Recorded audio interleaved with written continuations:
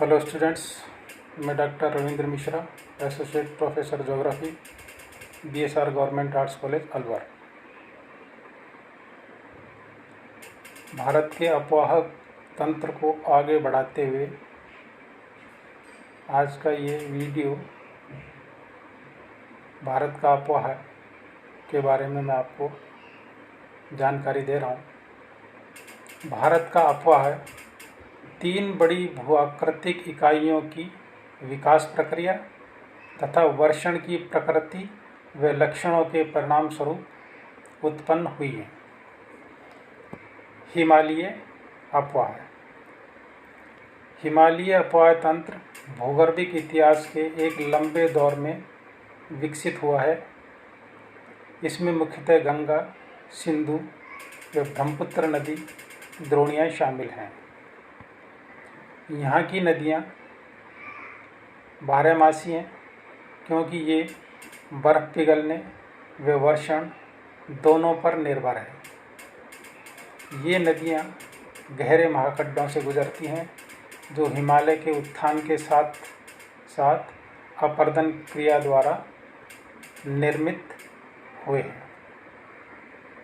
महाखड्डों के अतिरिक्त ये नदियाँ अपने पर्वतीय मार्ग में वी आकार की घाटियाँ, क्षिप्रिकाएँ व जलप्रपात भी बनाती हैं। जब ये मैदान में प्रवेश करती हैं तो निक्षेपात्मक स्थलाकृतियाँ जैसे समतल घाटियाँ, गोखरू झीलें, बाढ़कृत मैदान, गुंफित वाहिकाएँ और नदी के मुहाने पर डेल्टा का निर्माण करती हैं।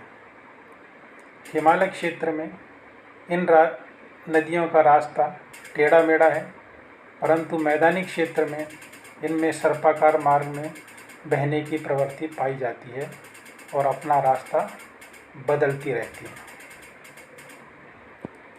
इनमें है पहली कोसी नदी, जिसे बिहार का शोक कहते हैं। यह अपना मार्ग बदलने के लिए कुख्यात रही है। यह नदी पर्वतों के ऊपरी क्षेत्रों से भारी मात्रा में अवसाद लाकर मैदानी भाग में जमा करती है। इससे नदी मार्ग अवरुद्ध हो जाता है व परिणाम स्वरूप नदी अपना मार्ग बदल लेती है। हिमालय पर्वतीय अफवाह तंत्र का विकास। हिमालय पर्वतीय नदियों के विकास के बारे में मतभेद है। यद्यपि भूवैज्ञानिक मानते हैं कि मायोसीन कल्प में लगभग 2.4 करोड़ से 50 लाख वर्ष पहले एक विशाल नदी, जिसे शिवालिक या इंडो-ब्रह्म कहा गया है, हिमालय के संपूर्ण अनुदैर्घ्य विस्तार के साथ असम से पंजाब तक बहती थी। अंत में निचले पंजाब के पास सिंध की खाड़ी में अपना पानी विसर्जित करती थी। शिवालिक पहाड़ियों की असाधारण निरंतरता तथा सरोवरी उद्गम और इसका जलोढ़ निक्षेप से बना होना, इसमें रेत, मृत्तिका, चिकनी मिट्टी, गोलाशु शामिल हैं, इस धारणा की पुष्टि करते हैं। ऐसा माना जाता है कि कालांतर में इंडो-ब्रह्म नदी 3 मुख्य अफवाह तंत्रों में बंट गई थी।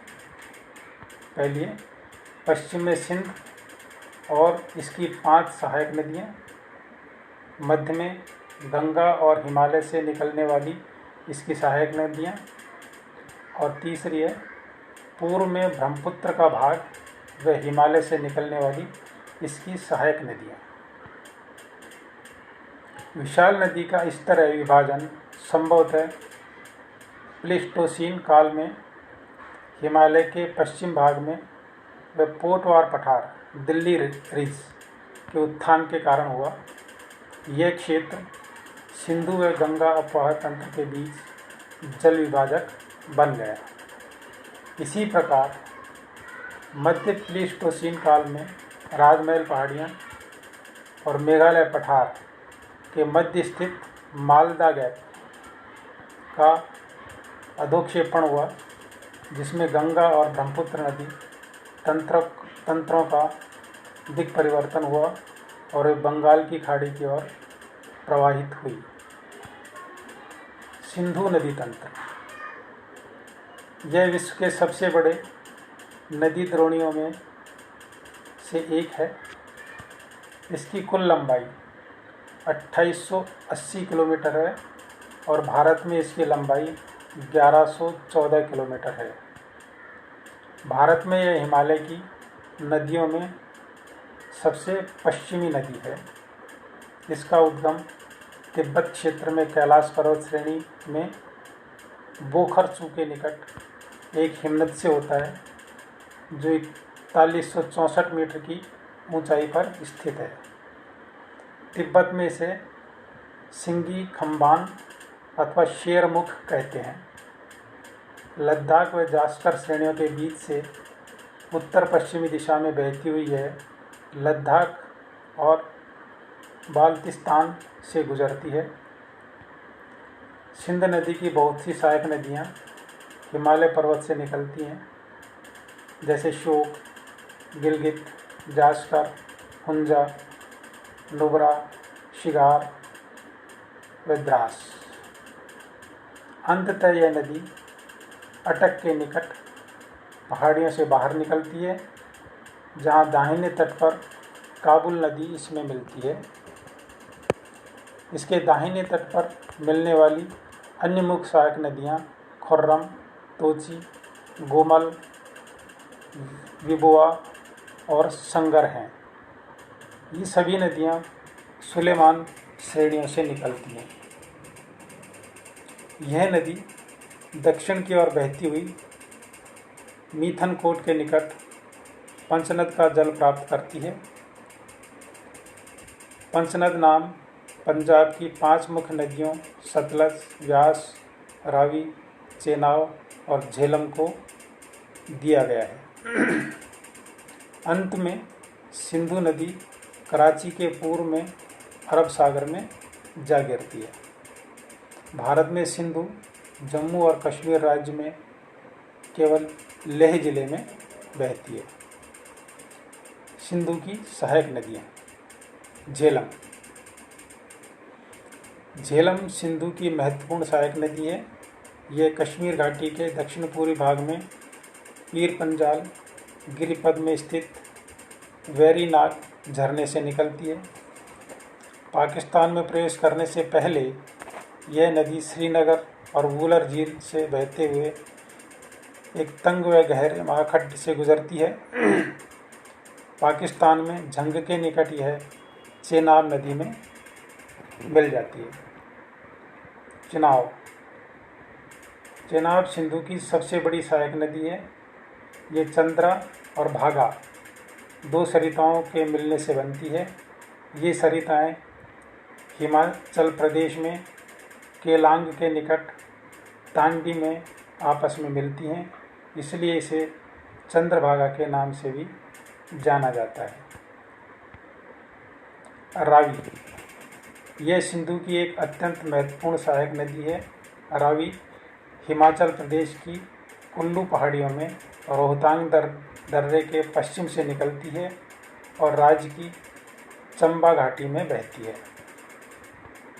व्यास यह सिंधु की एक महत्वपूर्ण सहायक नदी है।